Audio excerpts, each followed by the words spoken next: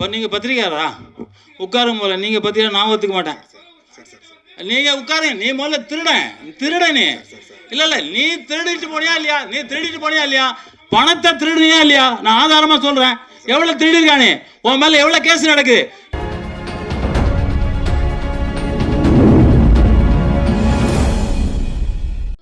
வருத்தத்துக்குரிய ஒரு விஷயம் என்னன்னா, தயாரிப்பாளர் திரு ராமநாதன் சார் அவர்கள் உயிர் எய்தியிருக்காங்க, இறந்திருக்காரு சார். இப்போ அந்த தகவல் வந்திருக்கு. மிகுந்த மன வருத்தத்துடன் இந்த இடத்துல இதை நாங்கள் தெரிவிச்சுக்கிறோம். ஸோ ஒரு பக்கம் மன வருத்தம், இன்னொரு பக்கம் நம்ம அழகான படம், ஒரு கட்ஸ் அப்படின்ற ஒரு கட்ஸோட இந்த டீம் மேடையில் இறங்கியிருக்காங்கன்னு பொழுது திரும்பவும் இந்த படத்துடைய ஆடியோ லான்ச்குள்ளே நுழைவோம் அப்படின்னு சொல்லிட்டு வரவேற்புரை வழங்குவதற்காக ப்ரொடியூசர் இயக்குனர் திரு சிவானி செந்தில் அவர்களை அன்புடன் அழைக்கிறோம். இந்த கட்ஸ் திரைப்படக்குழு மற்றும் இந்த சிறப்பு விருந்தினர்கள், அப்புறம் இங்கே உட்கார்ந்துருக்க இந்த அரங்கத்தை அலங்கரிக்கும் என் பத்திரிகை நண்பர்கள் எல்லாருக்கும் மீண்டும் ஒரு வணக்கம். இந்த படத்தோட தயாரிப்பாளர், டைரக்டர் மற்றும் நடிகர் அவர் என்னோட நண்பர் ரங்கராஜ். அவருக்கு சினிமா மேலே பயங்கரமான ஒரு ஆசை, அளவு கடந்த ஆசைன்னு சொல்லலாம். அந்த அளவு கடந்த ஆசையை சும்மா வச்சுக்காம இன்னும் கொஞ்சம் அதிகமாக ஒரு போராட்டத்தை போட்டு அது கூடுதல் கொஞ்சம் திறமையை சேர்த்துக்கிட்டாரு. நிறைய அவமானங்கள், இந்த சினிமாவுக்கு வரணும்னு நிறைய அவமானங்கள், பரிதவிப்பு எல்லாத்தையும் தாண்டி இன்றைக்கி இந்த மேடையில் உட்கார்ந்துட்டு இருக்காரு. எப்போவுமே எல்லோரும் சொல்லுவாங்க, சினிமாவோட வெற்றி வெற்றின்னு ஒரு சினிமாவில் ஒரு பேச்சு இருக்குது. இந்த மேடைக்கு வந்துட்டாலே என்னை பொறுத்த வரைக்கும் அது வெற்றி தான். ஸோ அவர் ஜெயிச்சிட்டாரு. ஸோ அவரை நான் முதல்ல வரவேற்றுக்கிறேன். அதுக்கப்புறம் கிடைக்கிற அந்த வியாபாரங்கள், பணம், பரிசு, பாராட்டு, அது ரெண்டாவது சேர்ந்துக்கிறோம். ஆனால் இங்கே வந்ததே பெரிய விஷயம். ஸோ அவரை தான் நான் முதல்ல பாராட்டு நினைக்கிறேன். அதுக்கப்புறம் இங்கே இருக்கிற விருந்தினர்கள், ஜாக்வார் சார், துரை அண்ணே, அப்புறம் என்னோட நண்பர் டைகர் சக்கரவர்த்தி, கோகுலன் சார், அப்புறம் மியூசிக் டைரக்டர் ஜோஸ், அப்புறம் அம்மா ஸ்ரீலகா மேம், அப்புறம் ஸ்ருதி, எல்லாரையும் நான் அன்புடன் வரவேற்றுக்கிறேன். எனக்கு ரெண்டு விஷயம் மட்டும் சொல்லணும்னு நினச்சிருக்கேன். என்னென்னா, சினிமா எடுக்கிறதுக்கு எல்லாருக்கும் ஆசை இருக்கும். இன்றைக்கி ரங்கராஜுக்கு இருந்துச்சு, ஒரு 10 வருஷத்துக்கு முன்னாடி வெற்றிமாறன் சாருக்கு இருந்துச்சு. ஆசைங்கிறது மட்டும்தான் சினிமா உள்ளே நம்ம கொண்டு வரும். அதுக்கப்புறம் உழைப்பு, போராட்டம் எல்லாமே வேறு. ஆனால் அந்த ஆசையை அடைய விடாமல் தடுக்கிறது ஒன்று தான் பயம். என்னால் முடியுமான்னு ஒரு பயம் வந்துச்சுன்னா யாராலையும் படம் முடியாது. அந்த பயத்தை மட்டும் ஒழிக்கணும்னா அதுக்கு கொஞ்சம், அந்த பயம் ஒழியணும்னா கொஞ்சம் போராட்டம் வேணும், நம்பிக்கை வேணும். ப்ளஸ் நமக்குள்ளே ஒரு கேள்வி இருக்கணும், என்னால் முடியுமான்னு. அந்த என்னால் முடியும்னு நினச்சிட்டோம்னா கண்டிப்பாக எல்லாராலையும் சினிமா எடுக்க முடியும். இந்த மேடைக்கு வர்றது ரொம்ப கஷ்டம்னு சொல்லுவாங்க. ஆனால் அந்த பயத்தை மட்டும் ஒழிச்சிட்டோம்னா ரொம்ப ஈஸி. பயப்படாமல் இருந்தோம்னா எல்லாரும் சினிமாவில் ஜெயிக்கலாம். இன்னொன்று என்ன சொல்கிறோம்னா, நான் சொல்லணும்னு ஆசைப்பட்டது என்னென்னா, இந்த மாதிரி சினிமா வரும்போது எல்லாரும் கேட்குறாங்க, எதுக்கு இந்த மாதிரி ஒரு படத்தை எடுக்கணும்னு. ஸோ சினிமா எடுக்கிறது எல்லாருக்கும் ஒரே ஒரு கேள்வி இருக்குது, ஏன் இந்த மாதிரி ஒரு சினிமா எடுக்கணும்?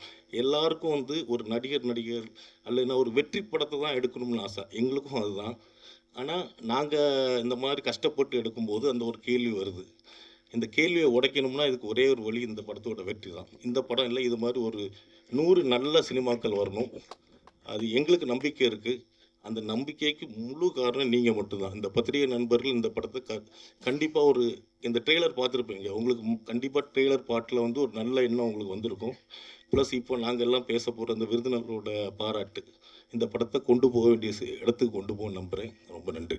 இந்த படத்துடைய ஒன் ஆஃப் த பில்லரா சிவானி செந்தில் சார் இருக்காரு. அண்ட் அடுத்ததான் இந்த மேடையில் பேசுவதற்காக film and television producers guild of south இந்தியாவுடைய தலைவர் திரு ஜாக்வார் தங்கம் அவர்களை அன்புடன் அழைக்கிறோம். கட்ஸ் ட்ரெய்லர் பார்த்தோம், மிக மிக அற்புதம். ஒரு கைத்தட்டலாம்னு நினைக்கிறேன், வேகமாக கைத்தட்டலாம்.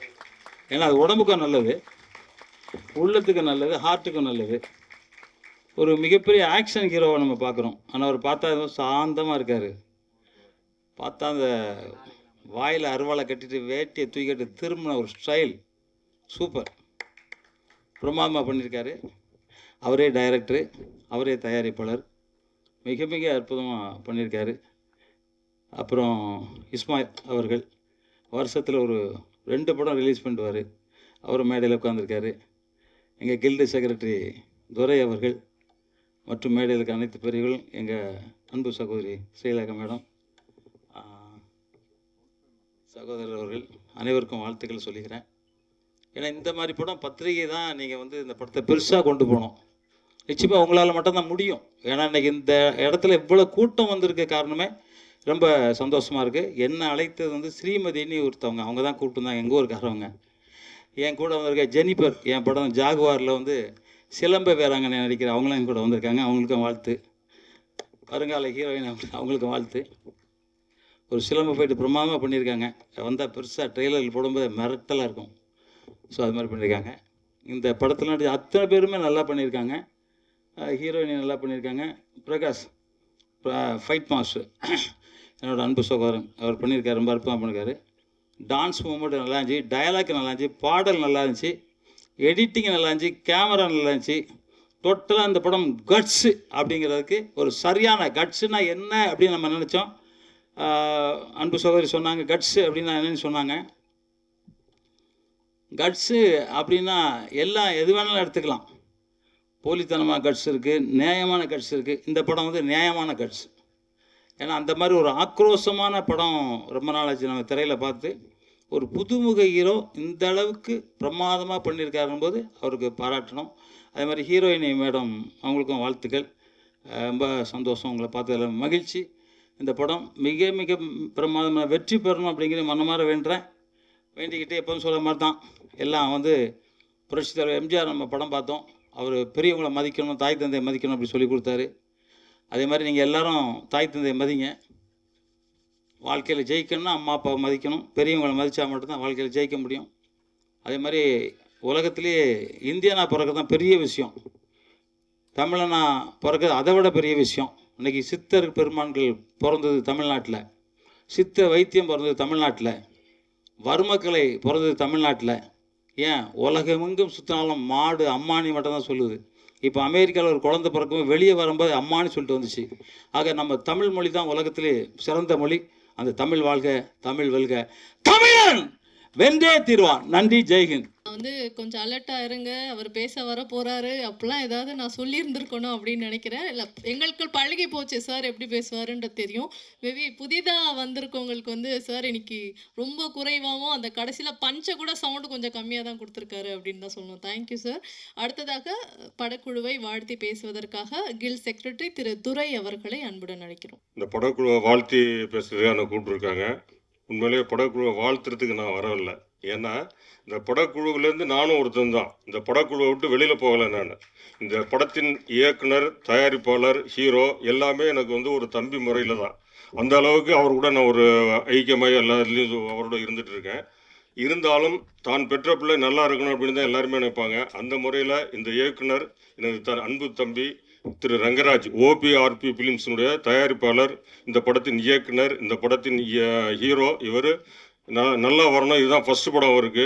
மேலும் மேலும் அவருக்கு சிறப்பாக வரணும், ஒரு நல்ல எதிர்காலம் அமையணும் அப்படிங்கிறது இந்த படத்தை பார்த்தாலே தெரியுது. ஏன்னா ட்ரெய்லர் பார்க்கும்போது அந்த கட்ஸ் அப்படிங்கிற டைட்டிலுக்கு என்ன உண்டோ அது அத்தனையும் அந்த படத்தில் வச்சுருக்காரு. நிச்சயமாக அந்த படம் வெற்றி அடையும். அதாவது ஒரு படம் எடுக்கிறது மட்டும் பெருசு இல்லை. இந்த படத்துக்கு அப்புறம், அதாவது இந்த இதெல்லாம் முடிஞ்சதுக்கு அப்புறம் இதுக்கு பின்னாடி தான் நிறைய வேலைகள் இருக்குது. அதாவது ஒரு புறநானூற்று பாடலில் சொல்லுவாங்க, ஈன்று புறந்தருதல் என் தலை கடனே, சான்றோனாக்குதல் தந்தைக்கு கடனே, வேல்வெடுத்து கொடுத்தல் கொள்ளருக்கு கடனே. அந்த மாதிரி இந்த டைரக்டர் வந்து இந்த படத்தை வந்து வெளியில் கொண்டு வரதுக்கு என்ன உண்டு அதை செஞ்சுட்டார். இனிமேல் வந்து இந்த படம் வந்து நல்லபடியாக தியேட்டரில் ஓடி அவருக்கு நல்ல அதாவது வருவாயும் தேடித்தரணும், அவருக்கு புகழையும் தேடித்தரணும். அந்த புகழ் வருவாய் ரெண்டுமே தேடித்தரது வந்து நம்ம தான் தேடித்தரணும். அவரை சான்றோன் ஆக்க வேண்டியது நம்மளுடைய முதல் கடமை. நிச்சயம் நீங்கள்லாம் அதுக்கு ஒத்துழைப்பீங்க. ஏன்னா இங்கே ஊடக நண்பர்கள் வந்திருக்கீங்க, பத்திரிக்கையாளர் வந்திருக்கீங்க, எல்லாருமே எல்லாம் அவருக்கு ஒத்துழைப்பு கொடுக்கணும். அதாவது ரிவ்யூ வைஸ் இந்த படத்துக்கு நீங்கள் நல்லது தான் கொடுப்பீங்க. அதே மாதிரி எல்லாரும் பப்ளிக் எல்லாமே தியேட்டரில் போய் இந்த படத்தை பார்த்து நல்ல வருவாய் ஈட்டி தரணும். மேற்கொண்டு இந்த மாதிரி படங்கள் நிறைய செய்யணும் அப்படிங்கிறது என்னுடைய விருப்பம். இந்த படம் வந்து டைட்டில் வைக்கிறதுக்கு அவர் வரும்போது நல்லா ஹீரோ மாதிரி இருந்தார். இப்போ இவ்வளோ தூரம் கஷ்டப்பட்டதுனால அவர் ஆள் கொஞ்சம் டல்லாக இருக்கார். ஏன்னா இந்த படத்துக்காக அவர் என்ன சிரமப்பட்டிருக்காரு அப்படிங்கிறது, என்ன ஒர்க் பண்ணியிருக்காரு அப்படிங்கிறது இந்த ட்ரெய்லரை பார்க்கும்போது எனக்கு தெரியுது. ஏன்னா ஆரம்பத்துலேருந்து அவர் பார்த்துட்டு இருந்ததுனால இப்போ இருக்கிற அவருடைய முகத்துக்கும் முன்னாடி இருந்த முகத்துக்கும் அந்த வித்தியாசம் தெரியுது. அவருடைய இந்த கடின உழைப்பு நிச்சயமாக ஒரு நல்ல பலனை தரணும். அந்த பலன் உங்கள் மூலியமாக கிடைக்கும் அப்படிங்கிற நம்பிக்கை இருக்குது. இந்த படத்தில் நடிச்சிருக்க கதாநாயகி நல்லா நடிச்சிருக்காங்க. இந்த படத்தின் இசையமைப்பாளர் ஒரே ஒரு பாட்டு தான் பண்ணியிருந்தாலும் நிச்சயமாக ஒரு பானை சோற்றுக்கு ஒரு சோறு தான் போதும் அப்படிங்கிற மாதிரி இந்த ஒரு பாட்டை வச்சு அவருடைய திறமை என்னங்கிறது தெரியுது. நிச்சயமாக அவருக்கு நல்ல எதிர்காலம் அமையணும் அப்படின்னு நான் அவருக்காகவும் வேண்டிக்கிறேன். இந்த படம் நிச்சயம் வெற்றி அடைகிறதுக்கு என்னுடைய வாழ்த்துக்களை தெரிவிச்சுக்கிறேன். அது அன்பு தம்பி ரங்கராஜ் அவர்களுக்கு என்னுடைய தனிப்பட்ட முறையில் வாழ்த்துக்களை தெரிவித்து எல்லாம் இந்த படக்குழுவினருக்கு அந்த வாழ்த்துக்களை தெரிவிச்சுக்கிறேன். ஏன்னா அந்த படக்குழுவினருக்கு தெரிவிச்சுக்கிற வாழ்த்துங்கிறது எனக்கு நானே சொல்லிக்கிற மாதிரி வாழ்த்து. நன்றி, வணக்கம். அடுத்ததான் இங்கே வந்து பேச போகிறவங்களை நம்ம பல ஆண்டு காலமாக டிவியில் படங்களில் பார்த்துட்டு வரோம் நம்ம அப்பா அம்மா காலத்துலேருந்து. ஆனால் நம்ம பார்த்தா கூட அவங்கள ஒரு கதாநாயகியாக ஒரு ஓகே இந்த ஹீரோயினில் இந்த படம் பண்ணியிருக்காங்க அப்படிலாம் தோணாது. என்ன தோணும்னா என்ன கேரக்டராக அவங்க இருக்காங்களோ அந்த கேரக்டராக மட்டும்தான் தோணும். ஏன்னா அந்த அளவுக்கு மேமுடைய பர்ஃபார்மன்ஸ் அந்த அளவுக்கு ஒரு இன்வால்மெண்ட் இருக்கும். இப்போ படங்கள் தாண்டி சீரியலில் பார்த்தீங்கன்னா ஒவ்வொரு நாளும் நம்மளோட இணைந்து அவங்க வாழ்ந்துட்டு இருக்காங்க அப்படின்னே சொல்லலாம். ஸோ ஸ்ரீலேகா மேம் சில வார்த்தைகளை பேசுமாறு அன்புடன் கேட்டுக்கொள்கிறோம். நிறைய பேர், அதாவது எனக்கு முன்னாடி பெரியவங்கெல்லாம் நிறைய வகுத்த பாதையில் தான் நான் இந்த நிமிஷம் வரைக்கும் அவங்க சொன்ன ஒரு அறிவுறுத்தலின்படி தான் நான் வந்துக்கிட்டு இருக்கேன். அதனால் அவங்க எனக்கு சொல்லி கொடுத்தது இப்போ சகோதரி சொன்னாங்க எந்த கேரக்டராக இருந்தாலும் அந்த கேரக்டரில் இருக்கேன்னு. அவங்க சொல்லி கொடுத்தது தான் அதை மைண்டில் இன்னமும் வச்சுக்கிட்டு அது என்ன ரோல் பண்ணாலும் அந்த மாதிரி வாழணுன்றது என்னுடைய மைண்டில் இருக்குது. எத்தனை வருஷம் இருக்கிறோங்கிறது முக்கியம் இல்லை, எல்லாரோட எப்படி இருக்கோங்கிறது தான் முக்கியம். ஸோ அதனால் எனக்கு சகோதர சகோதரிகள் உங்கள் எல்லாரையும் பார்க்கும்போது ரொம்ப சந்தோஷமாக இருக்குது. நான் அந்த ட்ரைலரை பார்க்கல, ஏன்னா திருவேற்காடுலேருந்து ஷூட்டிங் முடிச்சுட்டு வரும்போது கொஞ்சம் லேட் ஆகிடுச்சு. ஸோ அதுக்காக மன்னிப்பு கேட்டுக்கிறேன் உங்கள் எல்லார்கிட்டேயும். அதனால் ட்ரெய்லரை பற்றி பேசுகிறதுக்கு தெரியல எனக்கு, ஏன்னா நான் பார்த்தா தான் நான் சொல்ல முடியும்.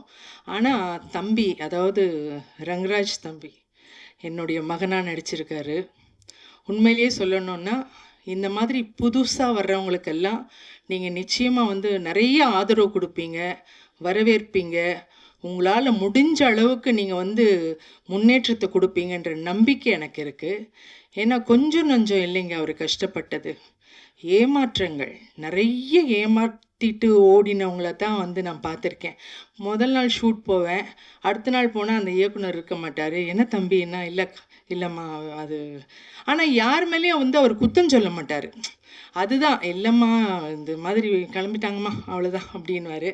அப்போ நான் சொல்லுவேன் நீங்கள் வருத்தப்படாதீங்க, ஒருவேளை கதாநாயகன் ப்ரொடியூசர் இல்லாமல் இயக்குனர்ன்ற பேரும் உங்களுக்கு வரணுங்கிறதுக்காக தான் கடவுள் இந்த மாதிரி அமைச்சு கொடுத்துருக்காரு. அதனால் நீங்கள் கடவுளுக்கு நன்றி தான் சொல்லணும். உங்களை விட்டுட்டு போனவங்களுக்கு நீங்கள் தேங்க்ஸ் சொல்லுங்கள். அதுதான் சிறப்பு. இல்லைன்னா அந்த இயக்குனருங்கிற அந்த ஒரு பேர் வந்திருக்காது தம்பிக்கு. ஸோ அதனால் அப்புறம் என்ன புக் பண்ணும்போது கேட்டிருந்தாங்க இந்த மாதிரி. நான் சொன்னேன் யார் நடிக்கிறாங்க அப்படின்னு. புதுசுமா, அவர் தான் ப்ரொடியூசர், அவர் தான் ஹீரோ அப்படின்னாங்க. சரி ஓகே, ஏன்னா நானும் ஒரு காலத்தில் அப்படி தான் புதுசாக வந்தேன். ஸோ அதனால் புதுசாக நடிக்கிறவங்க கூடலாம் நடிக்கக்கூடாது, அவங்க எப்படி அப்படியெல்லாம் கிடையாது. என்னுடைய எண்ணம் அப்படியே கிடையாது. அவங்க எப்படி பண்ணுறாங்க, ஏதோ எனக்கு தெரிஞ்சு எனக்கு பெரியவங்க சொல்லி கொடுத்ததை என்னால் முடிஞ்சது ஏதாவது ஒரு சில வார்த்தைகள் அவங்களுக்கு சொல்லலாம் அவங்களுடைய முன்னேற்றத்துக்கு அப்படின்னு நினச்சி தான் நான் போனேன். ஆனால் ஃபஸ்ட்டு டே போகும்போதே பொன்னேரியில் ராத்திரி ஷூட்டு. நான் மேக்ஸிமம் ராத்திரி ஷூட்லலாம் நான் ஒர்க் பண்ணுறது இல்லை. ஏன்னா ரொம்ப லேட்டு நைட் ஆகிடுச்சுன்னா எனக்கு முடியலை. ஸோ அதனால் என்ன பண்ணேன்னா, இல்லை அன்றைக்கி புக் பண்ணும்போது என்ன சொன்னாங்கன்னா, இது லேட் நைட்டு தான்மா 2 to 2 போகிறாங்க அப்படின்னாங்க. சரி ஓகே வரேன். ஏன்னா படம் அதுவும் ஹீரோவுக்கு மதர் ரோலு, புதுசாக வரக்கூடிய ஒருத்தர், அவரால் நம்மளால் முடிஞ்ச அளவுக்கு அவருக்கு நம்ம ஹெல்ப் பண்ணலாம் அப்படின்னு சொல்லிட்டு போனோன்னே பார்த்தா மழையில் நனைகிற சீனு. எப்போது ராத்திரி 12:30 மணிக்கு. எனக்கு அந்த மழையில் நனைகிற சீன் சொல்லவே இல்லை எனக்கு. ஏன்னா மழையில் நனைகிற சீனுன்னு சொன்னால் அதுக்கு தகுந்த மாதிரி நமக்கு தேவைகள் என்னென்னமோ அந்த ட்ரெஸ்ஸு அதெல்லாம் எடுத்துகிட்டு போகலாம். ஒன்றுமே சொல்லலை. என்னப்பா மழையில் ஐயோ அம்மா உங்களுக்கு சொல்லலையாம்மா அவங்க, ஐயோ சாரிம்மா அத்தனை சாரி. நான் காரில் கிளம்பி ஷூட்டிங் முடிஞ்சு திரும்பி வர்ற வரைக்கும் அத்தனை மன்னிப்பு கேட்டுக்கிட்டு இருந்தார். நான் சொன்னேன் ஐயோ அத்தனை மன்னிப்பு கேட்க வேண்டிய அவசியமே இல்லை தம்பி, வந்துட்டோம் நடிச்சிட்டோம். ஏன்னா வந்ததுக்கப்புறம் பண்ண மாட்டேன்லாம் சொல்ல முடியாது, நடிச்சிட்டோம். அதனால் நீங்கள் அதை பற்றியெல்லாம் ஒன்றுமே முதல்ல நீங்கள் இந்த மன்னிப்பு கேட்குறத விடுங்க அப்படின்னு. அதே மாதிரிங்க உண்மையிலேயே நான் இந்த தம்பி நடிக்கும்போது அந்த ஒரு மழை சீனில் நான் அவர் செத்து போகிற மாதிரி ஒரு சீனு. அதில் பார்த்தீங்கன்னா உண்மையிலேயே நான் ஒரு புதுசாக வந்த ஆர்டிஸ்ட் மாதிரி எனக்கு தெரியல. ஏன்னா அந்த அளவுக்கு ஸ்ட்ரெயின் பண்ணி அந்த அளவுக்கு வந்து ஒரு பொறுப்பாக அந்த அளவுக்கு அந்த வந்து அடுத்த ஆர்டிஸ்ட்டுங்களுக்கும் அந்த கஷ்டத்தை கொடுக்கக்கூடாது, தன்னால் அவங்களுக்கும் கஷ்டம் ஏற்படக்கூடாதுன்ட்டு நினச்சி அந்த ஒவ்வொரு கேரக்டர் அந்த ஒவ்வொரு சீனும் வந்து அந்த அளவுக்கு பிரமாதமாக பண்ணியிருக்காரு. உண்மையாக ஒரு மகன்னா மகன் மாதிரியே நடிச்சிருக்காரு. ஸோ அதனால் உண்மையாக நான் அதில் வந்து நடிக்கும்போது எனக்கு அவர் மகனாக நடிக்கிறாருன்னே எனக்கு தெரியல. உண்மையாக நானும் அவரும் வந்து அம்மா பிள்ளையாக தான் வாழ்ந்தோம். அதில் உண்மையிலேயே எனக்கு ரொம்ப சந்தோஷம். அதனால் அவருடைய எனக்கு டைட்டில் வந்து முந்தா நேற்று தான் வந்து தானு அண்ணா தான் வந்து டைட்டில் வந்து ஓப்பன் பண்ணார். அப்போ நான் படம் அப்போ தான் எனக்கு டைட்டிலே தெரியும். ஏன்னா டைட்டில் யாருக்குமே தெரியாது. அப்போ டைட்டில் பார்த்த உடனே தம்பி வந்து எனக்கு அனுப்பிச்சிருந்தார் வாட்ஸ்அப்பில், அம்மா இது மாதிரி தான் டைட்டிலு அப்படின்னு சொல்லிட்டு. பார்த்தா கட்ஸு. அந்த டைட்டிலுக்கு ரொம்ப பொருத்தமான ஒரு ஆசாமி யாருன்னா ரங்கராஜ் தான். அதில் எந்த விதமான மாற்று கருத்துமே கிடையாது. ஏன்னா அந்தளவுக்கு கட்ஸான ஒருத்தர் நல்லா ஒர்க் பண்ணிட்டு இருந்த ஒரு இடத்த விட்டுட்டு இந்த சினிமா மேலே இருக்கிற ஆர்வத்தில் தன்னுடைய என்ன சொல்கிறது அவ்வளோ கஷ்டத்தையும் ஏமாற்றத்தையும் அசிங்கத்தையும் அவமானத்தையும் தாங்கிக்கிட்டு இந்த படத்தை வந்து அவர் இந்த அளவுக்கு, நான் ஃபோன் பண்ணேங்க ஒரு 2 மாதத்துக்கு முன்னாடி, போன மாதம்லாம் வந்து 2-3 தடவை ட்ரை பண்ணுவேன். எப்போவுமே நான் ஒர்க் பண்ணிட்டேன்னா அந்த ஹீரோவாகட்டும் இல்லை அந்த கூட இருக்கிற கோ ஆர்டிஸ்ட்டுங்களாம் எப்படி இருக்காங்கன்னு ஜஸ்ட் ஒரு கால் பண்ணுவேன். தம்பிக்கு 2 மாதமாக ஃபோன் பண்ணுறேன், ஃபோனே எடுக்கலை. எனக்கு ஏன் தம்பி எடுக்க மாட்டேங்கிறார், என்ன என் மேலே ஏதாவது வருத்தமா கோவமா என்னாச்சு, என்ன படம் ரிலீஸ் பண்ண முடியலையா, ஏன் எதுக்குன்னு மண்டையை போட்டு பிச்சுக்கிறேன். அதுக்கப்புறம் வந்து தம்பி வந்து அன்றைக்கி ஃபோன் பண்ணி இந்த மாதிரி இல்லை வந்து படம் ரிலீஸ்க்காக தான்மா நான் கொஞ்சம் வந்து அலைஞ்சிட்டு இருந்தேன், அதனால தான் உங்கள் ஃபோன் எடுக்கல, சாரி தப்பாக எடுத்துக்காதீங்கம்மா, இப்போ வந்து எல்லாத்தையும் நல்லபடியாக முடிச்சிட்டேன், நாளன்னைக்கு வந்து இந்த மாதிரி தானு அண்ணங்கிட்ட போயிட்டு டைட்டில் வைக்கிறோம் அப்படின்னோடனே, ஓ இதுக்காக தானப்பா, நீ அதெல்லாம் கவலையே படாத, நிச்சயமாக ஒரே ஒரு விஷயம்ப்பா, நம்ம இந்த இடத்துல வந்து சாதிக்கணுங்கிற விஷயம் இருந்தால் தான் கடவுள் வந்து நம்மளை இங்கே கூட்டிகிட்டு வருவார். இல்லைன்னா வேறு ஏதாவது நீ ஒர்க் பண்ணுற இடத்துலையே ஒர்க் பண்ணிவிட்டு அங்கேயே ஹாயாக இருந்திருக்கலாமே, இங்கே வர வேண்டிய அவசியமே இல்லையே. அதனால் நிச்சயமாக உன்னுடைய அந்த டெடிகேஷனுக்கு அந்த சின்சியர் ஒர்க்குக்கு நீ அந்த தொழில் மேலே வச்சுருக்கிற பக்திக்கு கண்டிப்பாக நீ நிச்சயமாக நல்லா வருவே அப்படின்னு சொன்னேன். அதுக்கு தகுந்த மாதிரி அந்த பேரும் அவருக்கு ரொம்ப சூட்டபுளான ஒரு நேம் கட்ஸ்.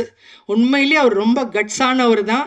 அதனால் நீங்கள் எல்லாரும் சேர்ந்து உங்கள் வீட்டு பிள்ளையாக நினச்சி அந்த பிள்ளைய நிச்சயமாக நீங்கள் உங்களுடைய எழுத்து உங்கள் கையில் தான் இருக்குது, எல்லாமே உங்கள் கையால் அவரை வந்து இன்னும் மேன்மேலும், அதாவது இவர் வந்துட்டார்னா இன்னும் அடுத்தடுத்து கூட படங்கள் நிறைய வர்றதுக்கு நிறைய பேருக்கு வந்து வாய்ப்புகள் கொடுக்கறதுக்கும் ஒரு பெரிய விஷயமா இருக்கும். அதனால் நீங்கள் எல்லாருமா சேர்ந்து அந்த தம்பியை உயர்த்தி விடணும்னு உங்ககிட்ட நான் தாழ்மையோடு கேட்டுக்கிறேன். எனக்கு பேச வாய்ப்பு கொடுத்ததுக்கு நன்றி, வணக்கம். Thank you ma'am. இந்த படத்தில் அம்மா கதாபாத்திரம் மட்டும் இல்லை, நீங்கள் இங்கே நின்றுட்டு இருந்த அவ்வளோ நிமிஷமும் அவங்களுடைய அம்மா மாதிரி தான் ரெப்ரசன்ட் பண்ணி ரொம்ப அழகாக அவருக்கான வாழ்த்துக்களை வந்து பகிர்ந்துக்கிட்டீங்கம்மா. Thank you so much. அடுத்ததாக படக்குழுவினரை வாழ்த்து பேசுவதற்காக டைரக்டர் அண்ட் ப்ரொடியூசர் திரு இஸ்மாயில் அவர்களை அன்புடன் அழைக்கிறோம். இந்த படத்திற்கு இங்கே இருக்கவங்களை விட அங்கே இருக்கக்கூடிய விஐபிகளை, ஏன்னு சொன்னால் இங்கே இருக்கவங்க வாழ்த்துவோம் போயிடுவோம், இதை எங்கே கொண்டு சேர்க்கணும் அப்படிங்கிறது உங்கள் கையில் இருக்குது. சின்ன படங்கள் எல்லாத்துக்கும் எப்போதும் ஹெல்ப் பண்ணக்கூடியவங்க நீங்கள். அதனால் பத்திரிகை நண்பர்கள் இந்த படத்தை முதல் வெற்றி படமாக்குவதற்காக வேண்டி உங்களுடைய அனைத்து சப்போர்ட்டையும் செய்யணும்னு ஃபஸ்ட்டு கேட்டுக்கிறேன். ட்ரெய்லரு சாங்கு பார்த்தோம், ரொம்ப நல்லா இருக்குது, அற்புதமாக இருந்துச்சு. கட்ஸு, சினிமா எடுக்கக்கூடிய எல்லாருக்குமே கட்ஸ் இருந்தால் மட்டும்தான் சினிமாவுக்கு வருவான். சாதாரணவெல்லாம் பணம் இருந்தவங்களாம் சினிமா எடுத்த முடியுமா? முடியாது. கட்ஸ் இருக்கவன் தான் சினிமா எடுக்க முடியும். அம்மா சொல்லிட்டாங்க அவருடைய எவ்வளோ பெரிய கட்ஸ் உள்ள ஆள் அப்படின்ட்டு. அதை விட ஒரு மூத்த நடிகர்கள் தன்னுடன் நடித்த நடிகரை பாராட்டுவது அதை விட சிறப்பு வேறொன்றும் இல்லை. நல்லா நடிச்சிருக்காரு அப்படின்னு நம்ம ஸ்க்ரீனில் பார்த்தோம், அதை விட அம்மா பாராட்டினது ரொம்ப சந்தோஷமான விஷயம். ஏன்னு சொன்னால் பழம்பெரும் நடிகர்கள் நடிகைகள் நம்மளை பாராட்டுவது என்பது சாதாரண விஷயம் அல்ல. ஏன்னா அவங்க ரொம்ப பேரை பார்த்து ரொம்ப பேர் கூட நடித்து அப்படி வந்தவங்க, அப்படிப்பட்டவங்க பாராட்டியிருக்காங்க. நண்பருக்கு என்னுடைய முதல் வாழ்த்துக்கள். இந்த படம் கண்டிப்பாக இப்போ எப்படி பிரஸ்காரங்க எல்லாரும் வந்திருக்கோமோ அதே மாதிரிக்கு ஒரு வெற்றி விழாவிலையும் நம்ம கண்டிப்பாக கூடணும். ஏன் அப்படின்னு சொன்னால் ஒரு முதல்ல ஒரு தயாரிப்பாளர் வர்றாரு அப்படின்னு சொன்னால் சின்ன படம் பெரிய படம் அப்படிங்கிறத ஃபஸ்ட்டு விட்டுருங்க, எல்லாமே படம். எல்லாமே படம். பணம் எப்படியோ அதே போல் தான் படமும். பணத்தில் 100 ரூபா இருக்கும், 500 ரூபா இருக்கும், 1000 ரூபா இருக்கும். அது மாதிரி செலவு செய்த பொறுத்து படங்கள் வேறுபடலாம். ஆனால் படம் தான். என்ன கதை தேவைப்படுதோ, இந்த கதைக்கு என்ன தேவைப்படுதோ, அவங்ககிட்ட என்ன காசு இருக்கோ அதுக்கு தகுந்தபடி படம் எடுத்திருப்போம், அவ்வளோதான். ஆனால் இந்த பெரிய படத்தை காட்டிலும் சின்ன படங்கள் வெற்றி பெறுகின்ற போது அந்த தயாரிப்பாளர் அடுத்தடுத்து படம் எடுக்கிறதுக்கு வாய்ப்புகள் வந்துடுது. ஆனால் இங்கே எப்படி வர்றோமோ அதே மாதிரிக்கு திருப்பி படம் எடுக்கிறாங்களான்னு சொன்னால் அது குறைஞ்சி போச்சு. அதை மாற்றி கொடுக்கணும்னு சொன்னால் நாம் ஒரு வரைமுறையை வச்சு அந்த வரக்கூடியவர்களுக்கு வழி தெரியாட்டக்கூடிய சரியான வழியை காமிச்சு எப்படி ரிலீஸ் பண்ணணும், எப்படி வியாபாரம் பண்ணணும், என்னென்னு பண்ணி காமிச்சிட்டோம்னு வச்சுக்கோங்க. அவங்களுக்கு போட்ட பணம் வந்துட்டு சொன்னாலே அடுத்த படம் எடுக்க ஆரம்பிச்சிடுவாங்க. அதனால் ஒன்றுமே இல்லாட்டி ஒரு 50 குடும்பமாவது வாழ்ந்துக்கிட்டே இருக்கும். அதுதான் உண்மை. அது எல்லாருக்கும் உங்களுக்கு தெரியும். ஒரு 10 வருஷத்துக்கு முன்னாடி படம் எடுத்தவங்க இன்றைக்கி சின்ன படம் எடுக்கிறாங்கன்னு சொன்னால் இல்லைங்கிற அப்படிங்கிற ஒரு சூழ்நிலை வந்துருச்சு. அதனால் நான் என்ன சொல்கிறேன்னு சொன்னால், இந்த மேடையில் தலைவரும் செயலாளரும் இருக்காங்க. படம் எடுப்பவர்களுக்கு எப்படி வியாபாரம் பண்ணணும், எப்படி ரிலீஸ் பண்ணணும் அப்படின்னு நம்ம ஒரு குழுவை அமைச்சு அவங்களுக்கு ஒரு வழிகாட்டுதலாக இருந்தால் அது சிறப்பாக இருக்குங்கிறது என்னுடைய தனிப்பட்ட கருத்து. ஏன்னா சிலர்கள் படம் எடுத்துருந்தோம், அவங்களுக்கு வழிமுறை தெரியாதனால திருப்பி ஓடி போயிருந்தாங்க, சினிமாவே தப்பு அப்படிங்கிற ஒரு சூழ்நிலைக்கு தள்ளப்பட்டிருந்தாங்க. அப்படி தள்ளப்பட்டு விடக்கூடாது. சரியான திட்டமிடலும் சரியான ரிலீஸும் சரியான வியாபாரம் இருந்தால் அங்கே சினிமா எப்போதும் வாழ்ந்துக்கிட்டு தான் இருந்து வாழ வச்சுக்கிட்டு தான் இருக்காங்க. அதனால் இந்த படம் நிச்சயமாக வெற்றி படமாக அமைய வேண்டும், அமையும் என்பதை என்னுடைய ஆசை. என்னென்னு சொன்னால் அவர் அடுத்த வருஷமும் படம் எடுக்கணும், அடுத்தடுத்து படம் எடுத்துக்கிட்டே இருக்கணும், நம்ம இதே மாதிரி ஃபங்க்ஷனில் கூடிக்கிட்டே இருக்கணும், இதில் நல்ல விஷயங்கள் நடந்துக்கிட்டே இருக்கணும். அப்படிங்கிறக்காண்டி இந்த படத்தை வெற்றி படமாக ஆக்குவதற்கு இந்த மீடியா நண்பர்கள் தான் எல்லாரும் சப்போர்ட் பண்ணணும் கண்டிப்பாக. அதனால் பெரிய படத்துக்கு நீங்கள் சொன்னாலும் சொல்லாட்டிலும் ஆள் போயிடுவாங்க. இந்த படத்தை ஒருவேளை சில தவறுகள் எல்லா படத்துலையும் இருக்கும். இப்போ எல்லா படத்துலையும் தவறுகள் இருக்குல்ல. ஒரு வீடுன்னு எடுத்துக்கிட்டோம்னு வச்சுக்கோங்க. அந்த வீட்டில் என்ன செய்வோம்னு சொன்னால் ஃபஸ்ட்டு நல்லதை தான் காமிப்போம். ஹால் இப்படிங்க, பெட்ரூம் இப்படிங்க அப்படின்ட்டு யாரும் போய் பாத்ரூமை திறந்து காமிக்கிறது இல்லை. அதனால் சின்ன விஷயங்கள் தவறுகளாக இருந்தால் கூட மன்னிச்சுட்டு பெரிய விஷயங்களை பூஸ்ட் பண்ணி இந்த படத்தை பெரிய வெற்றி படமாக்க வேண்டும் என்று உங்கள் அனைவர்களையும் வேண்டி விரும்பி தாழ்மையுடன் கேட்டுக்கொள்கிறேன். நன்றி, வணக்கம். நல்ல ப்ரொடியூசர் கிடைச்சா அந்த படம் ஜெயிச்சிரும்னு சொல்லுவாங்க. நல்ல நண்பர்கள் கிடைச்சோன்னா வந்து வாழ்க்கையில் நம்ம நிச்சயமாக ஜெயிச்சிருவோம். அந்த மாதிரி ரங்கராஜ் அவர்கள் நிச்சயமாக ஜெயிப்பார். அவர் நல்ல நபராக தான் இருப்பார் அப்படின்றது வந்து தோணுது. ஏன்னா அவரை சுற்றி நிறைய நல்ல நண்பர்கள் இருக்காங்க. வாழ்த்துக்களை சொல்கிறதுக்காக தான் இத்தனை பேருமே மேடைக்கு வந்திருக்காங்க, அவருடைய நண்பர்களாக. அதில் இன்னொருத்தர் வந்து வாழ்த்து சொல்கிறதுக்காக மேடைக்கு வர இருக்கார். இயக்குனர் சத்யபதி அவர்களை மேடைக்கு வருமாறு அன்புடன் அழைக்கிறோம்.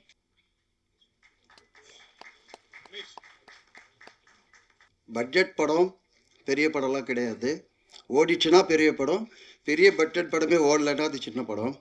இன்னொரு விஷயம், இங்கே டிஸ்ட்ரிபியூட்டருக்கு எல்லாருமே இருக்கீங்க. முதல் காலை ஷோ இந்த 9 மணிக்கு இந்த படங்களை கொடுக்கறது கொஞ்சம் உஷாராக பாருங்க. 12 1 மணி ஷோவில் ஸ்க்ரீனிங் கொடுங்க. ரெண்டாவது 10 டிக்கெட்டு 10 டிக்கெட் எடுத்தாலே இப்போ தேட்டருங்களில் வந்து இந்த படத்தை போட மாட்டேன்றாங்க. அதை கொஞ்சம் கண்டினியூ பண்ணுங்கள்.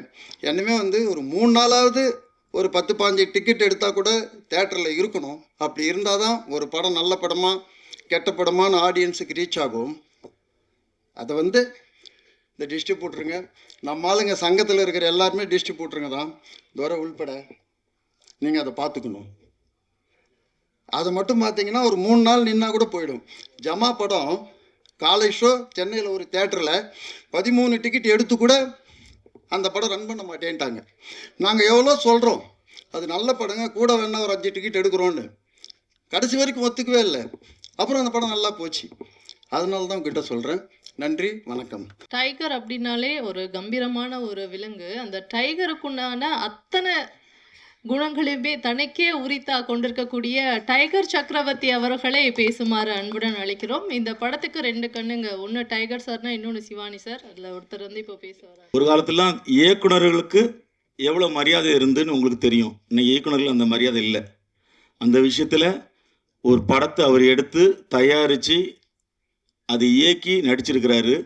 4 கேரக்டர் நீ கண்டிப்பாக போய் பார்க்கணும். இல்லை தேட்டரில் நல்ல ரிவ்யூ எழுதுங்க. அவருக்கு என்னுடைய வாழ்த்துக்கள்.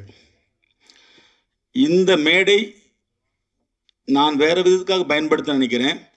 இன்றைக்கி வந்து தயாரிப்பாளர் சங்கம் மூலமாக ஒரு அமைப்பு ஆரம்பிச்சு, அதுக்கு என்னுடைய வாழ்த்துக்களை தெரிவிச்சுக்கிறேன். அதை தாண்டி இன்னும் பல ஆயிரம் அதாவது தொழிலாளிகள் அங்கே இருக்காங்க பெப்சி யூனியனில்.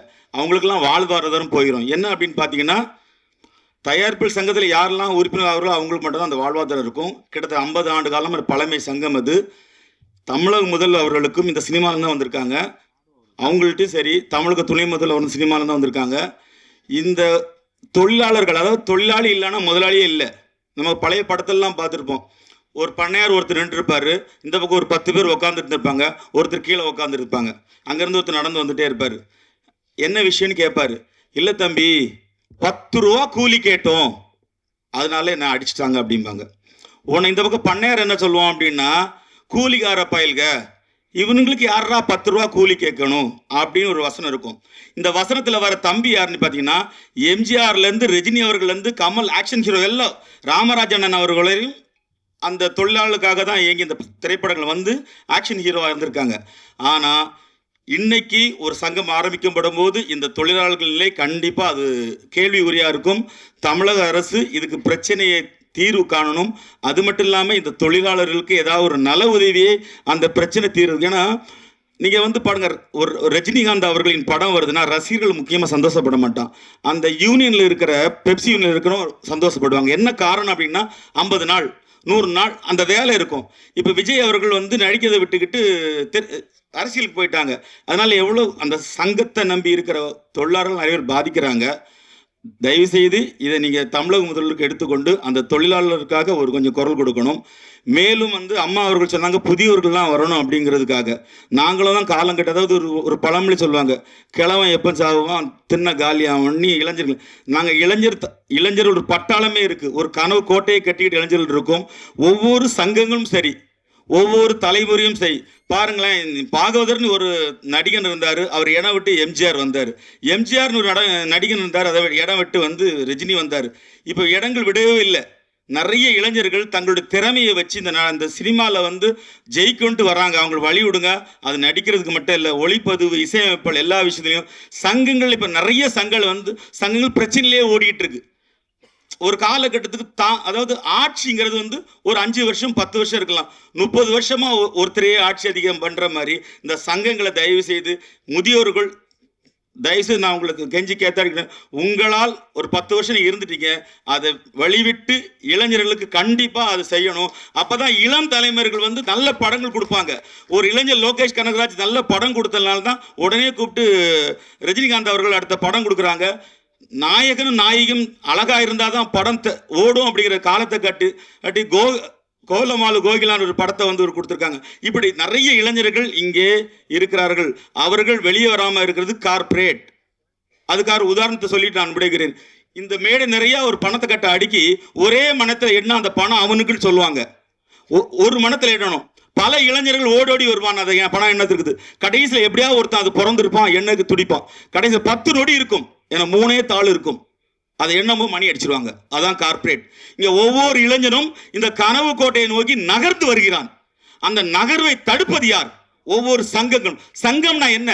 ஒரு கூட்டு முயற்சி. ஒருத்தருக்கு பிரச்சனை, 10 ஆட்டோக்காரங்க உட்கார்ந்து இருப்பான், அவன் ஒரு பிரச்சனை, மாப்பிள்ள அடிச்சாட வாடான் கூப்பிட்டு பிரச்சனையை சால்வ் பண்ண சங்கம்.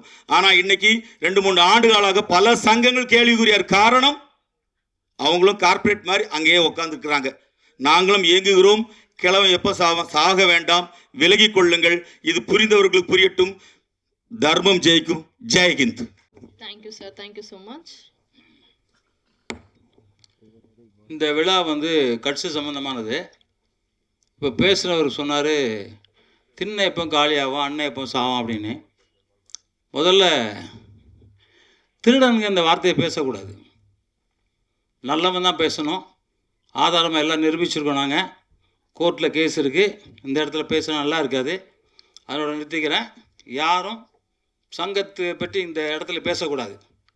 ரஜினிகாந்தை பேசுகிறதுக்கு ஒரு தகுதி வேணும். பெரியவங்களை பற்றி பேசுகிறதுக்கு ஒரு தகுதி வேணும். முதியோர்கள், சின்னவர்கள் அதெல்லாம் யாரும் கிடையாது. முதியோர்னா என்ன? முதியோர் திருடாமல் முதியோர், திருடன சின்னவரா? இல்லை, இந்த இடத்துல இதை பேசியிருக்கக்கூடாது. இப்போ நீங்கள் பத்திரிக்காரா? உட்காரும் போல. நீங்கள் பத்திரிக்கா நான் ஒத்துக்க மாட்டேன். நீங்கள் உட்காருங்க. நீ முதல்ல திருட நீ இல்லை, நீ திருடிட்டு போனியா இல்லையா? பணத்தை திருடுனியா இல்லையா? நான் ஆதாரமாக சொல்கிறேன். எவ்வளோ திருடிருக்கானே, உன் மேலே எவ்வளோ கேஸ் நடக்குது, என்னெல்லாம் திருடினது, எத்தனை கேஸ் இருக்கு. நீ உட்காரு முதல்ல. நீ பத்திரிகாரன் சொல்லாத, நீ சொல்லக்கூடாது பத்திரிகாரன். பத்திரிகாரங்க பேர்லாம் கெட்டு போயிடும். யார் பத்திரிகாரங்க? பத்திரிகாரங்க யாரு? அவங்க அடுத்த நீ யார் முதல்ல? நீ யாரா பத்திரிகாரன்? நாங்கள் தான் பத்திரிகை நடத்தி வச்சிருக்கேன். ஆனால் பத்திரிகாரர் இல்லை. பத்திரிகாரனா அதுக்கு ஒரு தகுதி இருக்கு. அதை படி பேசுறது நீ யார் முதல்ல? திருட சங்கத்துல இருந்து பணத்தை திருடு பண்ண திருட நீ.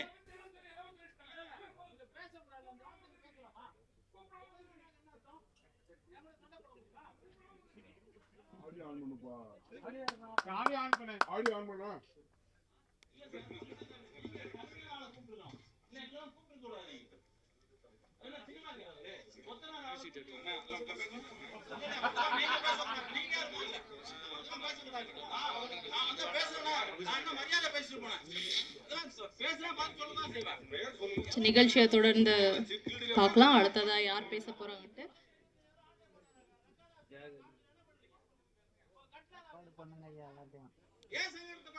அடுத்ததாக கட்ஸ் திரைப்படத்தை பற்றி வாழ்த்தி பேசுவதற்காக கில்ட் உறுப்பினர் திரு சங்கர் அவர்களை மேடைக்கு வருமாறு அன்புடன் அழைக்கிறோம்.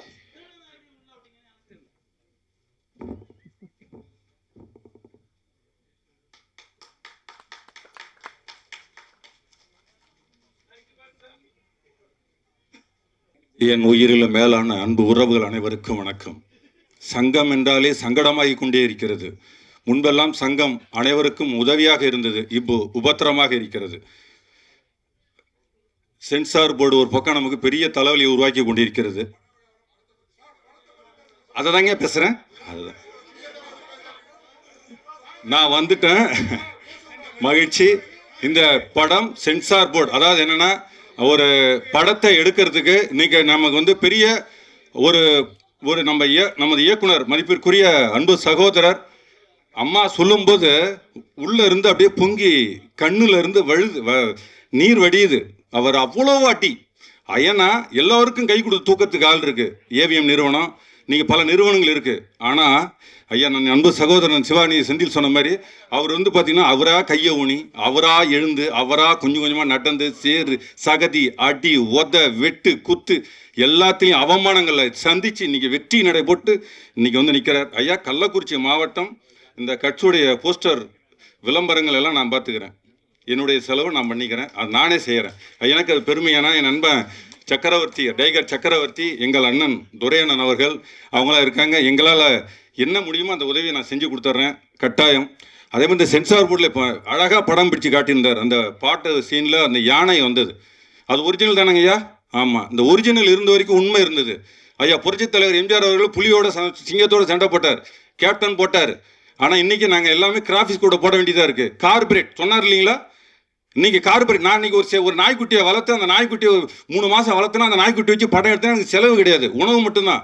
ஆனால் கிராஃபிக்ஸை கொண்டு வந்துட்டாங்க. பல கோடி எங்களுக்கு லாஸ் ஆகிட்டு இருக்கு. அதில் நீங்கள் பல லட்சங்களை இழக்கிறோம் நாங்கள். கிராஃபிக்ஸ் இந்த கார்பரேட்டுக்காக தான் இந்த சென்சாரே வந்ததான்னு நாங்கள் நினைக்கிறோம். அவ்வளோ வலியும் வேதனையுமா இருக்குது. அதேமாரி திரைப்படங்கள் அண்ணன் கூட சொல்லிட்டு போனார். திரைப்படங்களை ஒரு படத்தை நாங்கள் ரிலீஸ் பண்ணுறோம்னா ஒரு சின்ன பட்ஜெட் படம் கொண்டு வர முடியல, திரைக்குள்ளே கொண்டு வர முடியல. நான் என்ன சொல்கிறேன், எங்களுடைய மாண்புமிகு முதலமைச்சர் அவர்களுக்கு அவருடைய கவனத்துக்கு நாங்கள் கொண்டு போகிறோம். எங்களுக்கு ஒரு 100 தியேட்டர் கட்டி கொடுங்க. எல்லாருக்கும் என்னென்னமோ சரிங்களா, 250 கோடி ரூபாயில் இப்போ கூட நூலகம் திறக்கிறீங்கன்றாங்க. யாரும் படிக்கிறதுக்கு அங்கே ஆள் இல்லை. பூந்தோட்டத்துக்குள்ள ஆள் இருக்க மாதிரி தான் இருக்குது. அங்கே சரியான நூலகங்கள் கிடைக்கல, சரியான நூல்கள் இல்லை. எங்களுடைய நூல்கள் அங்கே இல்லை. இருக்கிறது பூரா அப்படி பல தலைமுறையாக வளர்ந்தவங்களுடைய வரலாற்று புத்தகங்கள் தான், பதிவுகள் தான் இருக்கிற வழிய எங்களுடைய அகநானூறு, புறநானூறு, 1810 பரிபாடல் இதெல்லாம் காணும். அதனுடைய தொகுப்புகளை காணும். எங்களுடைய ராஜராஜ சோழனோட காணும். அதனால அந்த இதை ஐயா மாண்புமிகு முதலமைச்சர் அவர்களுக்கு நாங்கள் கோரிக்கை வைக்கிறத, எங்களுக்கு ஒரு 100 தியேட்டரு, ஒரு 100 கோடி ரூபா ஒதுக்குங்க. எங்களுக்கு ஏ சென்டரில் நீங்கள் கொடுக்க வேணாம், பி சென்டர், சி சென்டரில் கட்டி விடுங்க. எங்களுடைய திரைப்படங்கள் அங்கே நாங்கள் ஓட்டிக்கிறோம். 50 ரூபாய்க்கு நாங்கள் டிக்கெட் தரோம். ரசிகர்கள் நாங்கள் பார்க்கறதுக்கு அனுமதி கொடுக்குறோம். 50 ரூபா எங்கள் தேட்டரு, நாங்கள் படம் கொடுக்குறோம். எங்களுக்கு இப்போ என்ன படம் மிரட்டுது. அதாவது இந்த விஷால்லாம் தோற்றுருவார். நான் வெளிப்படையாக பேச, அவர் ஆர்டிஸ்டாக ஒரு நடிகர்னு சொல்ல, அந்த அளவுக்கு உயரம், அந்த அளவுக்கு உடம்பு, என்ன கட்டமாஸ்தான உடம்பு. அந்த படத்துடைய அந்த ஐயா உங்களுக்கு ரொம்ப நன்றி ஐயா. அவ்வளோ பெருமையாக இருக்குது அந்த படம். அந்த அளவுக்கு சிறப்பாக பண்ணியிருக்காரு. உங்கள் அனைவருக்கும் வாழ்த்துக்கள். கட்டாயம் இந்த படத்தை வெற்றி பெற நம்ம உதவியாக இருக்கணும். இந்த சிறு படம் சொல்ல முடியாது, இது பெரிய பிரம்மாண்டமான பட்ஜெட் படம்பா, சிறு படம் நான் சொல்ல முடியாது. அந்த அளவுக்கு பிரம்மாண்டமாக எடுத்திருக்காரு. இதில் பங்கு பெற்ற அனைத்து கலைநுட்ப தொழில்நுட்ப அணியினருக்கும் பொறுப்பாளர்களுக்கும் இங்கே வந்திருக்கக்கூடிய ஊடகங்களுக்கும் அனைவருக்கும் அன்பு சகோதரி கதாநாயகி அவர்களுக்கும் இன்னொரு கதாநாயகி அவர்கள் மதிப்பிற்குரிய அம்மா அவர்களுக்கும் உங்கள் அனைவருக்கும் எனது புரட்சி வாழ்த்துக்கள். நன்றி, வணக்கம். இப்போலாம் வந்து தமிழ் சினிமா ரசிகர்கள் பார்த்தீங்கன்னா இந்த மலையாள படம், மலையாளம் சாங்ஸ் இது மேலெல்லாம் வந்து அதிகமாக ஆர்வம் வந்துருச்சு. அதனாலே என்னவோ கட்ஸ் படத்தில் வந்து மலையாளம் ஃப்ளேவரோட அழகான ஒரு தமிழ் பாடலை வந்து நமக்காக கொடுத்துருக்காரு. நெடுநல் வாடை, ஒன்ஸ் அப்பான் அ டைம், இந்த படங்களெல்லாம் வந்து மியூசிக் டைரக்டர் ஒர்க் பண்ணியிருக்கக்கூடிய திரு ஜோஸ் ஃப்ராங்க்லின் அவர்களை பேசுமாறு அன்புடன் அழைக்கிறேன். இந்த வாய்ப்பு கொடுத்த ரங்கராஜ் சாருக்கு ஃபஸ்ட்டு நன்றி. அண்டு இந்த படத்தில் 3 சாங்ஸ் இருக்குது. ஸோ 3 சாங்ஸுமே ரங்கராஜ் சார் தான் லிரிக்ஸ் எழுதினது. ஸோ அதுவும் அவர் தான் பண்ணது. ஸோ அது நல்லா வந்திருக்கு. அண்டு அவர் ரொம்ப ஹார்ட் ஒர்க்கிங் அண்டு ரொம்ப டெடிக்கேட்டட் டைரக்டர். ஸோ நல்லா இருந்துச்சு ஒர்க் பண்ணுறதுக்கும். ஸோ நீங்கள் எல்லோரும் சப்போர்ட் பண்ணுங்கள், பார்த்து எங்களை சப்போர்ட் பண்ணுங்கள். Thank you so much. நீங்கள் கம்மியாக பேசினாலும் உங்கள் பாடல்கள் வந்து நிச்சயமாக பேசும். வாழ்த்துக்கள். அடுத்ததாக திரு ராம்குமார் அவர்களை படக்குழுவினை பாராட்டி பேசுமாறு அன்புடன் அழைக்கிறேன். உண்மையிலுமே சொல்கிறேன், அவர் பார்க்கும்போது சாந்தமாக தான் இருக்கார், ஆனால் கட்ஸ் இருக்குது, சரியான கட்ஸ் ஜெயிக்கணும். வாழ்த்துக்கள். நன்றி. Thank you so much sir. இன்னும் முக்கியமான 2 பேர் வந்து பேச இருக்காங்க. பட் அதுக்கு முன்னாடி படத்துடைய ட்ரெய்லரை வந்து வெளியிட்டா, இசைத்தட்டை வந்து வெளியிட்டா ரொம்ப சரியாக இருக்கும் அப்படின்றதால மேடையில் இருக்கக்கூடிய சிறப்பு விருந்தினர்கள் அனைவரும் ஒன்றாக இணைந்து இசைத்தட்டை தற்போது வெளியிடுவார்கள். OPRP ப்ரொடக்ஷன்ஸ், பிரைட்டல் அண்ட் ஜாக்வே இணைந்து வழங்கும், ரங்கராஜ் அவர்கள் தயாரித்து இயக்கி கதாநாயகனாக நடித்திருக்கும் கட்ஸ் படத்துடைய இசைத்தட்டை படக்குழுவினர்கள் வெளியிட சிறப்பு விருந்தினர்கள் பெற்றுக்கொண்டு சிறப்பு செய்கிறார்கள்.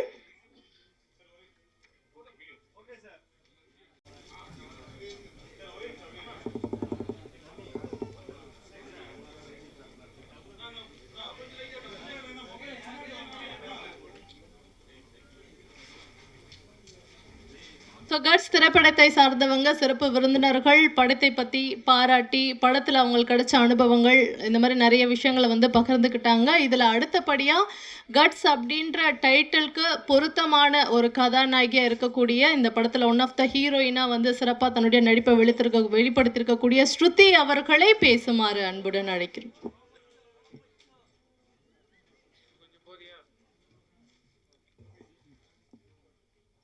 அனைவருக்கும் வணக்கம். மீடியா ரெப்ரசன்டேட்டிவ், ஸ்டேஜில் இருக்கிற டிக்னிட்ரிஸ் எல்லாருக்கும் ரொம்ப வணக்கம். கட்ஸ், ஃபர்ஸ்ட் ஆஃப் ஆல் இந்த சான்ஸ் எனக்கு கொடுத்த ரைட்டர் டைரக்டர் ரங்கராஜ் சார் ரொம்ப ரொம்ப தேங்க்யூ சார். நான் செகண்ட் ஹீரோயினாக பண்ணியிருக்கேன்னு மேம் சொன்னாங்க. எஸ், ஆனால் கேரக்டருன்றது ஒவ்வொரு ஸ்டோரிக்கு ஏற்ற மாதிரி மாறும். ஸோ இதில் எனக்கு கொடுத்த கேரக்டர் என்னை பொறுத்த வரைக்கும் ரொம்ப ஒரு டிஃபிகல்ட்டாக நான் எஸ்டாப்ளிஷ் பண்ணியிருக்கிற ஒரு character. I was very blank. நான் உள்ளே போனப்போ அதுக்கான ஃபுல் சப்போர்ட் கொடுத்து எப்படி பண்ணும், என்ன பண்ணும், how should I portray the character எல்லாமே எனக்கு கற்றுக் கொடுத்த ரங்கராஜ் சார் ரொம்ப ரொம்ப தேங்க்யூ சார். ஒவ்வொரு இன்ச்சான ஒரு டீட்டெயில்ஸ் நீங்கள் எனக்கு கற்றுக் கொடுத்தீங்க. Yes, it is a new platform. எனக்கும் இது ஒரு நியூ பிளாட்ஃபார்ம். ஆனால் நீங்களும் இதில் ஒரு நியூன்றது அவ்வளோ ஈஸியாக என்னால் கண்டுபிடிக்க முடியல. ஏன்னா நான் என்ன பண்ணுன்றது என்னை விட பர்ஃபெக்டாக நீங்கள் வந்து எனக்கு நடிச்சு கற்றுக் கொடுத்தீங்க. அண்ட் அதான், and I just want to say thank you so much for the opportunity. Everyone, all the dignitaries என்னை மென்ஷன் பண்ணதுக்கும், all the media representatives every ஒனுக்கும் ரொம்ப மென்ஷன் பண்ணதுக்கும் ரொம்ப தேங்க்யூ. கட்ஸ் படத்துக்கு உங்கள் சப்போர்ட் கண்டிப்பாக வேணும். ப்ளீஸ் உங்கள் சப்போர்ட்டை கொடுங்க. Thank you so much.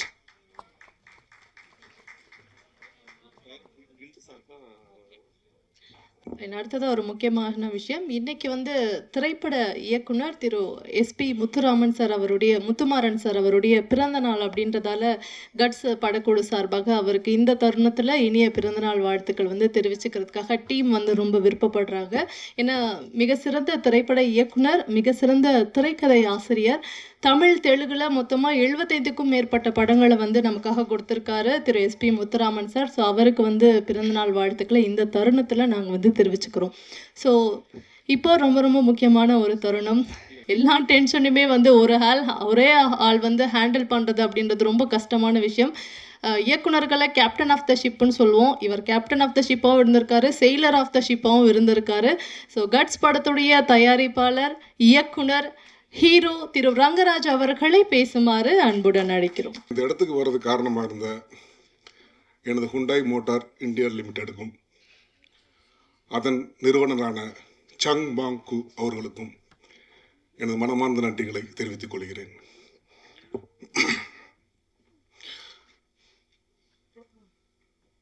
இப்போ இந்த மேடையில் வந்து நான் நிற்கிறது காரணமே வந்து என்னோட 2 மகள்கள் தான். அம்மா, அப்பா இந்த மேடை லிட்டுட்ட பார்த்துக்கிட்டு இருப்பேன் நினைக்கிறேன். என் பிரைட்டல் அம்மா அவர்களுக்கும் ஜாக்குவி அம்மா அவர்களுக்கும் ஐ லவ் யூடா. என் மனைவி ஜெயபாரதி அவர்களுக்கும் என் தாழ்மையான நன்றியை தெரிவித்துக் கொள்கிறேன். இவங்க தான் வந்து என்னை தூக்கி கொண்டு வந்து இந்த ஸ்டேஜில் நிப்பாட்டியிருக்கிறாங்க. நான் வந்து 25 வருஷமா சினிமாவில் போராடிட்டு இருக்கேன்.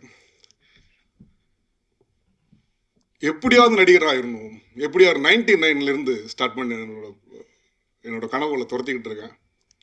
ஆனால் எங்கே போனாலும் என்னென்னா பணம்ன்ற ஒரு விஷயத்தை கேட்டு கேட்டு என்னை வந்து சாவடிச்சிட்டாங்க. ஆனால் எனக்கு என்னென்ன ஒரே ஒரு விஷயந்தான், ஆனால் என்னால் பணம் கொடுக்க முடியும். அப்போ ஆனால் ஒரே விஷயம், நான் பணம் கொடுக்க மாட்டேன்னு தான் நான் நின்னேன்.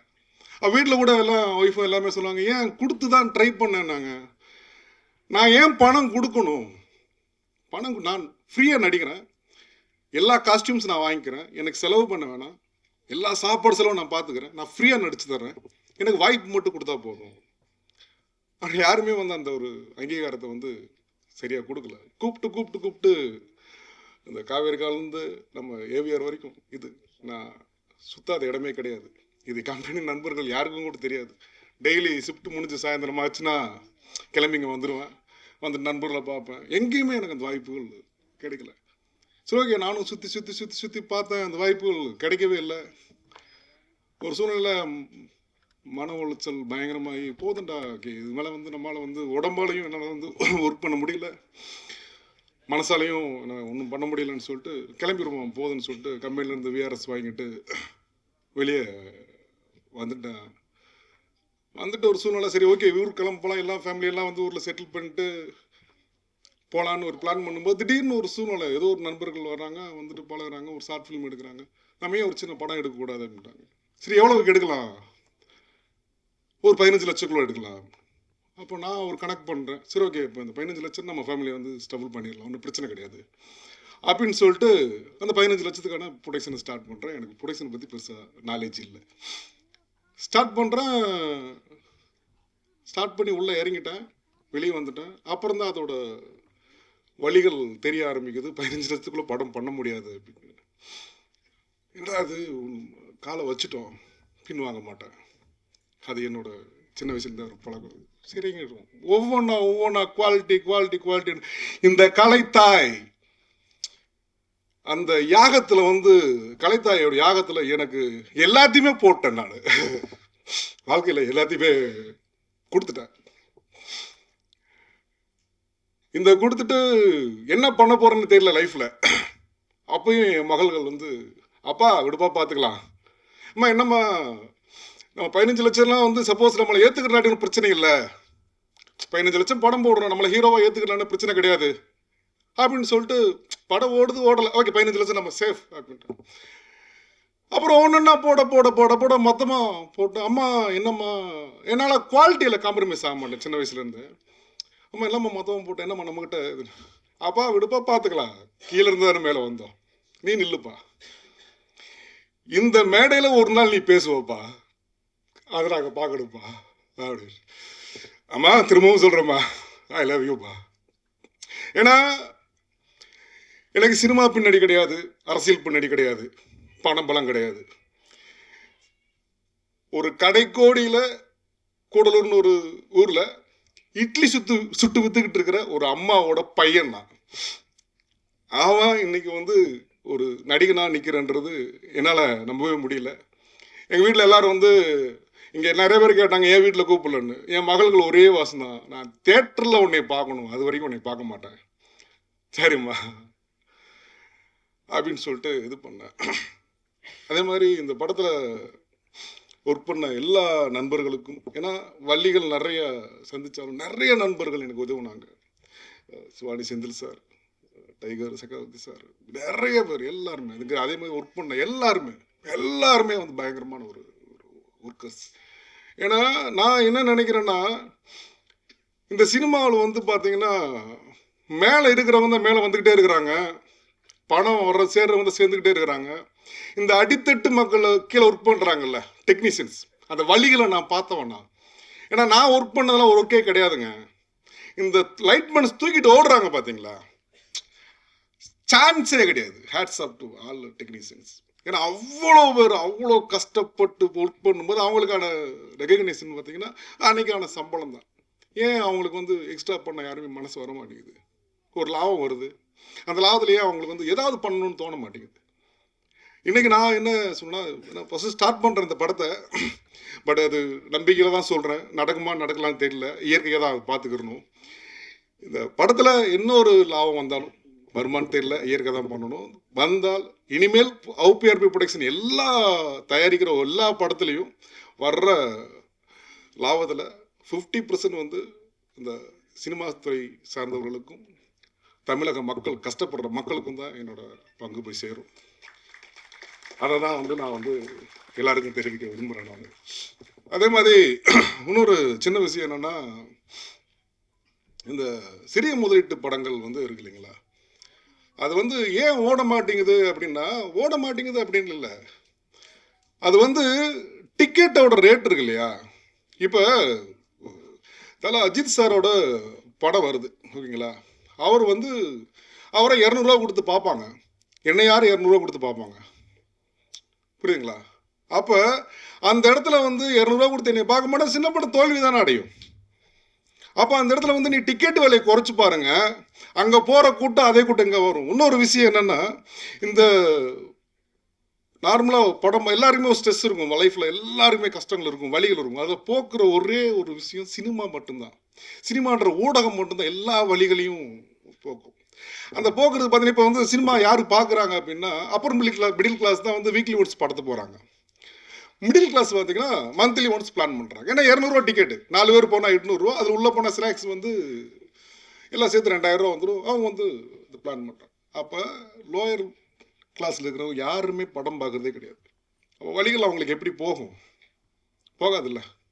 ஸோ முன்னாள் முதல்வர் மாண்புமிகு புரட்சித்தலைவி அம்மா அவர்கள் ஒரு திட்டம் முன்னாடி போடுறதா கேள்விப்பட்டு அது கேன்சல் ஆச்சான்னு எனக்கு தெரியல. அதே மாதிரி இந்த தேட்டரை வந்து அவங்க எடுத்து நடத்துகிற மாதிரி சொல்லியிருந்தாங்க போல், பட் அது சரியான டீட்டெயில்ஸ் எனக்கு தெரியல. நான் என்ன கோரிக்கை வைக்கிறேன்னா, மாண்புமிகு தமிழக முதல்வர் மு.க. ஸ்டாலின் அவர்களுக்கு என்னோட தாழ்மையான கோரிக்கை என்னென்னா, இந்த 50 ரூபா டிக்கெட்டுக்கு வர்றதுக்கு என்ன வழிகள் பண்ணணுமோ அதை தயவு செய்து பண்ணுங்க. ஏன்னா இதை வந்து நான் வந்து ஒரு பிச்சையாகவே கேட்குறேன், நான் கலை பிச்சையாக கேட்குறேன் நான். ஏன்னா அவ்வளோ ஒரு சிறிய முதலீட்டு படங்கள் வந்து வெளியே வராமல், ஒரு தாயின் கருவறையிலிருந்து வெளியே வர முடியாமல் துடிக்கிற மாதிரி துடிக்கிறாங்க. அவ்வளோ படங்கள் வெளியே இருக்குது. அவங்களாம் எப்போ வர்றது வெளியே கேட்டால் ஒவ்வொரு வாரம் வீக்லி ஒன்ஸு. இப்போ தலை படம் வருது, அப்புறம் ரெட்ரோ வருது, சூர்யா சார் படம் வருது. இது இப்போ இடையில நாங்கள் எப்போ தான் வந்து படங்கள் தயாரிக்கிறது? எல்லாருமே வந்து வாய் வார்த்தை சொல்கிறாங்க, அது எங்கேயுமே பழி ஒரு நடக்க மாட்டேங்குதே. எல்லாருமே வந்து வந்து நீங்கள் டிக்கெட் விலையை குறைங்க. இப்போ நான் என்ன சொல்கிறேன்னா, இப்போ வந்து மாண்புமிகு தமிழக முதல்வர் மு.க. ஸ்டாலின் அவர்களும் துணை முதல்வர் உதயநிதி ஸ்டாலின் அவர்களும் நீங்கள் நினச்சா ஒரு படம் பார்க்கணுன்னா ஃபாரினில் போய் தனி ஃப்ளைட்டிலோடு போய் பார்க்க முடியும், அந்தளவுக்கு உங்களுக்கு சூழ்நிலை இருக்குது. ஆனால் ஏழை எளிய மக்கள் மன உளைச்சல் தீர்க்கிறது எங்கே போவாங்க? படம் பார்க்க வழி இல்லையே. மக்களாட்சியை வந்து கொடுக்கணுன்னா எல்லாருமே சந்தோஷமாக இருக்கணும்ல. அதனால் தயவு செஞ்சு இந்த டிக்கெட் விலையை வந்து நீங்கள் குறைக்கிறதுக்கான வழிகளை பாருங்கள். நான் ஏதாவது தவறாக பேசியிருந்தா என்னை தயவுசெய்து மன்னிச்சிருங்க. ஏன்னா வந்து இந்த குரல் அங்கே கேட்குமா அப்படின்னு தெரியல. கேட்டு இதற்கு நீங்கள் வந்து பதில் அளிக்கணும் அப்படின்னு நினைக்கிறேன். அப்படி பதில் அளித்தால் மட்டுமே இங்கே மக்களாட்சி நடக்குதுன்னு ஒரு அர்த்தம்ன்றது மாதிரி நான் பதிவு போடுறேன் நான். ஏன்னா அவ்வளோ ஒரு சினிமாத்துறை வந்து ரொம்ப நலிவடைஞ்சிருக்குது. அது சினிமாத்துறை மேலும் மேலும் வரணும், கலை மேலும் வளர வேண்டும் என்று வாய்ப்பளித்த அனைவருக்கும் நன்றி கூறி விடைபெறுகிறேன். நன்றி, வணக்கம்.